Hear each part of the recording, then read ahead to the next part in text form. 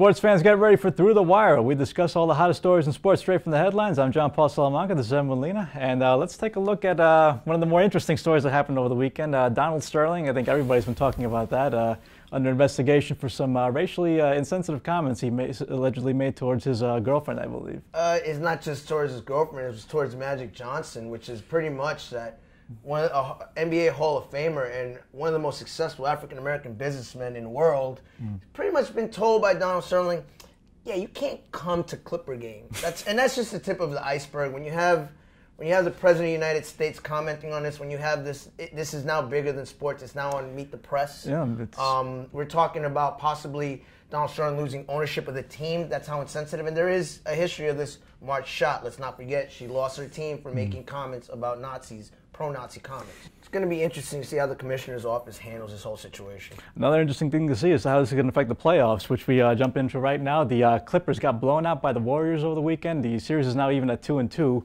And moving on into Miami, we had the Heat going up 3-0 on the Bobcats. No surprise there. No surprise. Heat gonna heat. You know what I mean? What I'm fascinated about, though, is the Portland-Houston series.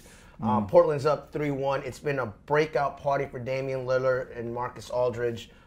Even though the attention is, my friend Fuzz keeps saying, all the attention is on Dwight Howard, we need to start focusing on how legit this Portland team is. And speaking of legit, one team that isn't looking quite as hot right now is the Indiana Pacers. They're all tied up with the Atlanta Hawks in a very surprising 2-2 first-round series, and this one I didn't see coming. I had them penciled in the Eastern Conference Final. Same here.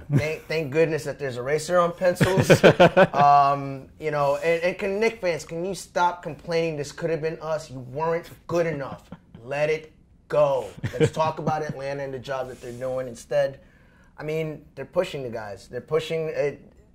If I'm the Wizards going to the other series, if I'm the Wizards, I'm feeling good about Atlanta possibly being there. Yeah.